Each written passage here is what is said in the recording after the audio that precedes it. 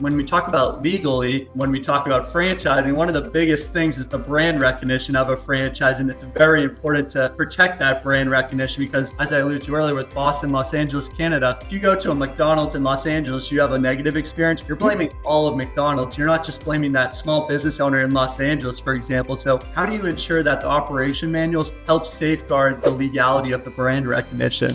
I mean, I think it all comes down to the policies and the procedures that you put in place and making sure that you have those disclaimers. And then it comes down to your operational support people and really training them on the boundaries and what they can and cannot do in terms of coaching franchisees within the four walls of their restaurant or spa or whatever the business model is. Okay, that's super helpful. So we're talking about, an emerging brand. They're starting to maybe build out this operations manual. Are there any kind of like best practices for these emerging franchisers as they are just starting to create this operations manual that you would recommend? Yeah, I mean, the first thing, you said, as franchising, as we start to franchise, we're all in it together, right? All the franchisees, and we want to create a sense of community, but you also need to maintain that division and that line. So changing your language is probably the number one thing that I see when I get corporate manuals and we're trying to switch them over to franchising. So in a corporate manual, we want to say our customers and our employees, and we are going to do this. And you really want to kind of change that language to use your formal brand name whenever possible, because those franchisees, they're your employees, not our employees.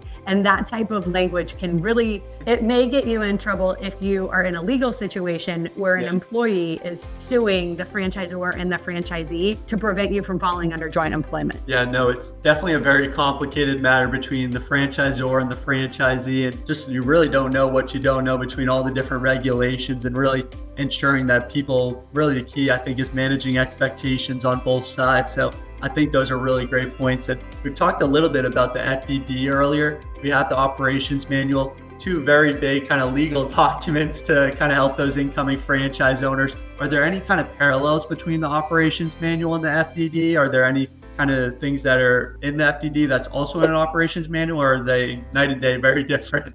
No, I mean, as I mentioned earlier, you'll set your standard in terms of, what your fees are, for example, like what your royalty fee is it a percentage of sales? So a common situation is that it's 6% of gross sales. In the operations manual, we'll go ahead and define how those royalties are going to be collected.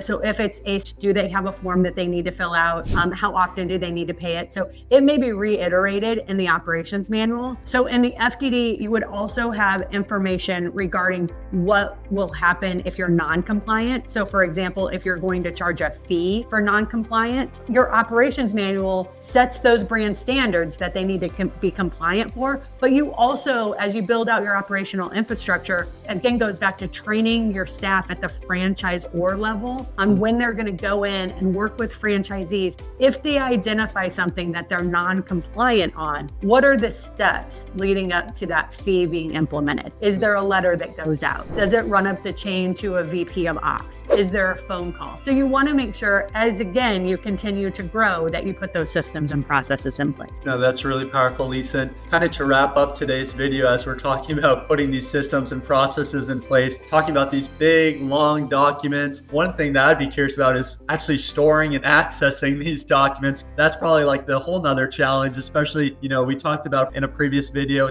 going through the financials with previous business owners. A lot of business owners don't even really know what their key KPIs of their business are. So ensuring that, everything's stored, accessed, easy to manage, because when you are getting into franchising, you need to replicate this system, be able to communicate that to those incoming franchise owners as well. So how do you ensure that you stay organized with dealing about all these legal documents? Yeah, so document libraries are super important. Obviously, as we create documents, we'll find people have them on their computers, people have them in Google Docs, people have them in Dropbox, people have them in SharePoint or OneDrive. And Yeah. The important thing is, as you continue to grow, that you have kind of a keeper of your document library, right? So I would recommend nominating one person to kind of be the admin. You want to have a franchise-facing library, so a library that the franchisee can access with the most updated materials. And then you would also want to have an internal-facing library. So those are your working documents. So when the update gets made and then it gets pushed out to being in that franchise-facing library. So the keeper of those documents is very important,